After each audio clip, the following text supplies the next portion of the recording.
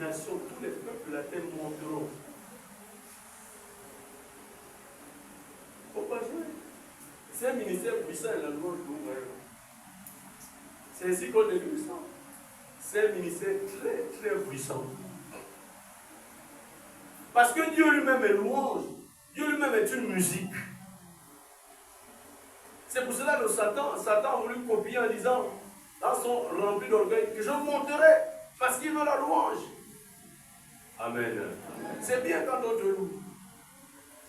La Bible dit qu'un autre te loue. C'est bien quand on te loue.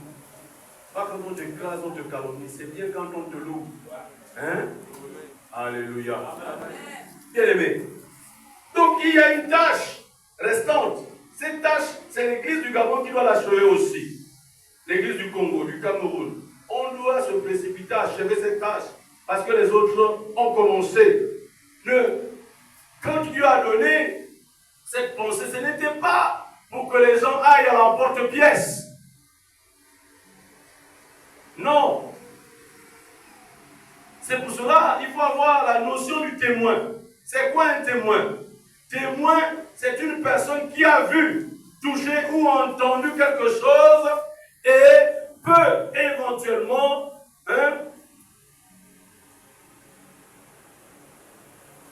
le certifier. Et peut éventuellement le certifier ou le rapporter avec des mots justes. Parce qu'il a vu, non? C'est ça un témoin. Maintenant, si on se pose des questions aujourd'hui, quel est le témoignage que tu portes? Et tu es témoin de qui? Tu peux certifier quoi que tu as vu de Jésus? Hein?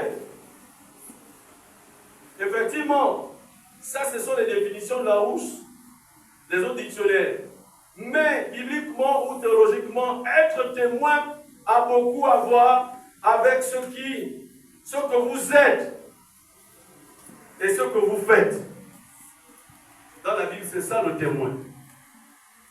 Dieu fait en sorte que ses serviteurs, comme vous et moi, vivent publiquement ce qu'ils affirment. C'est ça un témoin.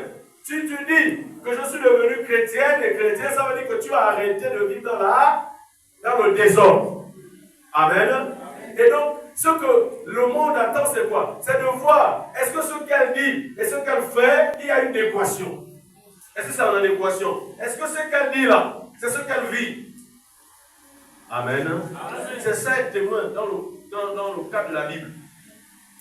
Maintenant, quand vous regardez les églises, est-ce que les églises sont véritablement les témoins de Christ? Est-ce que les chrétiens aujourd'hui sont réellement des témoins? Si on peut regarder en disant, ce qu'il dit, c'est ce qu'il fait, et ce qu'il fait, c'est ce qu'il dit, est-ce que nous sommes comme ça? Non. Donc, ça veut dire qu'il y a des efforts à fournir afin d'atteindre le statut de témoin. C'est un statut lourd, bien aimé. Quand il témoigne en public, face aux hostilités, à l'hostilité qu'il y a dans le monde, les gens sont dans l'idolâtrie, c'est l'hostilité. Les gens sont dans le divertissement, c'est de l'hostilité. Quand nous témoignons, est-ce que le monde peut affirmer que oui, réellement, toi, tu as changé de vie? Est-ce que le monde, quand le monde nous regarde, peut dire oui, là, il a changé de vie? Est-ce que j'ai changé de vie? Est-ce que le monde peut attester que lui-là était voleur, mais il ne vole plus avec nous? Lui-là, c'était un sorcier, mais il ne vient pas au lieu de sorcellerie. C'est là, voilà. Est-ce que le monde peut attester? Lui-là, il soutenait les voleurs, mais il ne soutient pas, il ne soutient plus les voleurs. Est-ce que le monde peut attester? C'est ça être témoin. Dans le cadre biblique, c'est-à-dire que ce que tu dis, c'est ce que tu fais. Tu ne parais pas, mais tu es ça. Donc la question des convives ici, c'est que beaucoup sont dans le paraître et non dans l'être. Parce qu'ils n'ont pas réellement vu Jésus, ils ne l'ont pas connu, ils n'ont pas entendu. Mais ils viennent à l'église par effet de groupe, par vague de mouvement, par vague de colonie. Quand la saison est finie, ils repartent. Et c'est pour cela que les pasteurs, les prédicateurs, les apôtres, plutôt les prophètes, surtout les prophètes, ont pris le jargon, c'est ta saison. Parce qu'ils savent que vous venez par colonie. Par épisode, merci. Mais le fidèle, l'adorateur, qu'il pleuve ou qu'il neige, il est au pied du Seigneur. Qu'il pleuve ou qu'il neige, il est au pied du Seigneur. Parce qu'il est sorti d'Égypte pour ça. Quand on sort du monde, c'est pour adorer Dieu. Laisse-moi aller, mon peuple, qu'il vienne m'adorer. C'est la seule parole que Moïse disait à Pharaon. Laisse aller le peuple pour aller adorer Dieu. Laisse aller le peuple pour aller adorer Dieu. Quand tu sors du monde, du paganisme, de tout ce qui est péché, c'est pour venir adorer Dieu. Qu'il pleuve, qu'il neige, tu attends que Dieu dise quelque chose. Amen. Tu n'es pas un adorateur par épisode.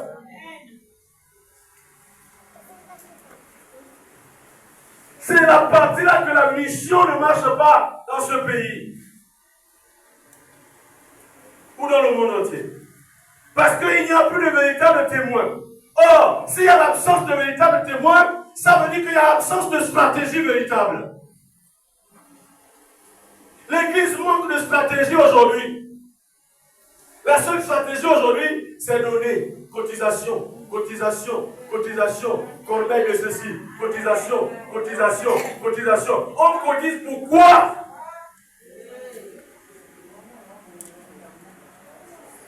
Collecte de ceci, collecte de ceci. Et on ne voit même pas les résultats. Quand nous manquons de véritables témoins et de témoignages, forcément il n'y a pas de stratégie. La stratégie aussi est absente. Parce que ce que Dieu veut, c'est que nous atteignions les extrémités de la terre. Nous atteignions des peuples. Ici, la nation, ce n'est pas les nations politiquement érigées. Ici, on parle des peuples. Quand Dieu va terminer la course, le dessein, il va réunir, soyez-en sûrs, qu'il va réunir chaque peuple dans le ciel. On va bien compter les missionnaires qu'on a envoyés au Gabon. Est-ce qu'il y avait une église chez les Ndambomo? Non. L'église transculturelle, on peut la faire en ville, mais en ville, on ne peut pas connaître tous ceux qui sont Ndambomo dans la ville en ville. C'est difficile de véhiculer un message comme ça.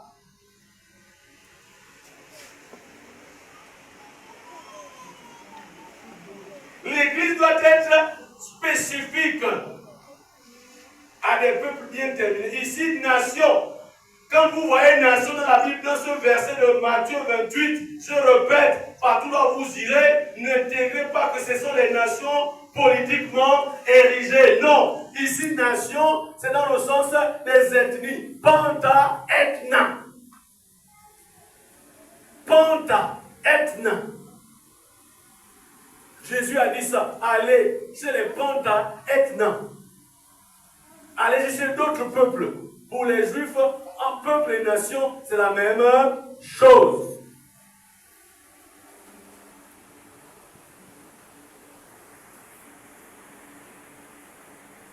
Et c'est ça qui marche. Hein? L'apôtre Mangui pas Mandi, hein? L'apôtre Mangui à l'église de Massambo qui est à Limongo. Alléluia. Si on prend cette stratégie, le Gabon sera gagné en quelques minutes.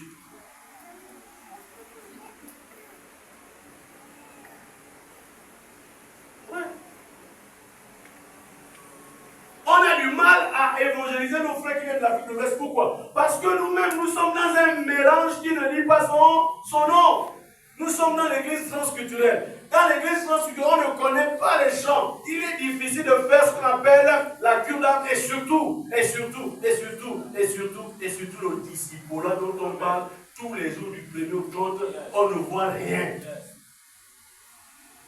Le Le disciple-là, ce n'est pas donner un verset biblique à quelqu'un le samedi seulement. Le disciple-là, c'est aller. Tu trouves quelqu'un a des problèmes, tu l'enlèves de là où il est. Si tu veux te bagarrer avec son copain, tu te bagarres avec son copain. Tu arraches la proie de la bouche de Satan et tu l'amènes chez toi.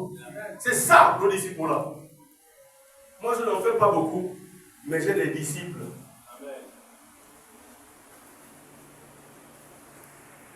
Vous allez évangéliser quelqu'un qui est chez son copain, le copain qui l'entretient. D'ailleurs, reste chez ton copain. Parce que si tu viens à l'église, qui va te donner la nourriture? Bande d'égoïstes et d'avares. Vous avez vu comment j'ai combattu pour ma fille ici? Mais quel que soit, tu aimes Dieu, il faut qu'on te marie. Un point, un trait. Le dessus de son mari, je l'attaque un peu dans la prière. C'est comme ma fille là. Quand quelqu'un dit j'aime Dieu, faites tout pour régulariser sa situation, de l'arracher entre les mains des Philistins. Les chrétiens aujourd'hui disent on ne peut pas prendre les chrétiens dans nos maisons. Mais vous êtes quel genre de chrétiens? Oh, ils sont des sorciers. Oh, ils sont ceci. Oh, les chrétiens sont bizarres. Mais vous-même, vous n'êtes pas bizarre. Comment un chrétien va aimer la compagnie des païens alors qu'il est écrit dans Psaume chapitre 1? N'aimez pas, ne résidez pas avec les infidèles. De ta ménagère jusqu'à ton chauffeur, c'est des païens tous. Mais parce que tu fais des mauvaises choses avec les païens là, tu ne veux pas que le chrétien regarde ce que tu fais pour qu'il vienne raconter ça à l'église. C'est tout ça. Il n'y a rien à faire d'autre. C'est tout comme les riches Gabonais. Ils préfèrent vivre avec les étrangers parce que l'étranger, même quand il voit le Gabonais voler, il ne pourra jamais lui faire quoi que ce soit. Demain, il laisse pas prendre son argent, il va partir. Moi, je suis Gabonais, je vais vous parler de ça.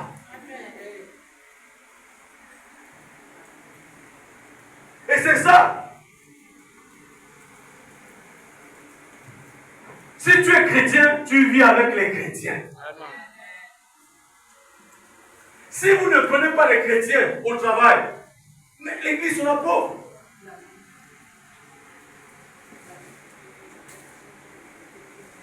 Vous allez vous apprendre à vous aimer comment? Si la Bible dit supportez-vous les uns les autres, quand on dit supportez-vous les uns les autres, c'est pas qu'il y a des problèmes. C'est qu'il y a des problèmes, non? On se supporte quand? C'est quand il y a des problèmes, n'est-ce pas? Mais si tu ne me supportes pas, quel type de chrétien tu es? Tu ne fais pas de mission. Tu as démissionné. Et c'est toi qui as fermé l'église. Quand tu trouves les patrons de l'église, oh non, oh parce que non, moi je ne travaille pas avec les païens, je ne peux pas prendre les chrétiens. Oh non, c'est les sorciers. Toi-même, tu n'es pas sorcier. La Bible dit, ils avaient tout en commun. Bon, nous en théologie, on dit sauf les femmes. Parce que je ne peux pas partager ma femme avec mon frère, même s'il est en Christ, c'est un péché. Mais tous, ils avaient ça en commun. L'église a démissionné à partir de là.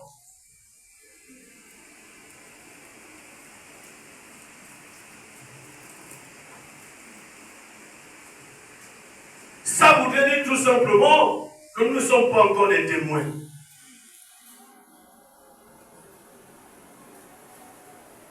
Donc, je ne peux même pas parler d'une stratégie. Mais on peut définir une stratégie. La stratégie, c'est l'art de coordonner les actions, de manœuvrer habilement pour atteindre un but. C'est ça la stratégie. Or, l'Église, la seule art que l'Église a, c'est dîme offrande. L'art de coordonner des actions, de manœuvrer habilement pour atteindre un but. Bien-aimé, je dis souvent même à l'ancien ici, si le peuple n'a pas de péché, on n'a plus de ministère. Je veux dire ceci, si toi tu n'as pas de péché, mon travail sera alors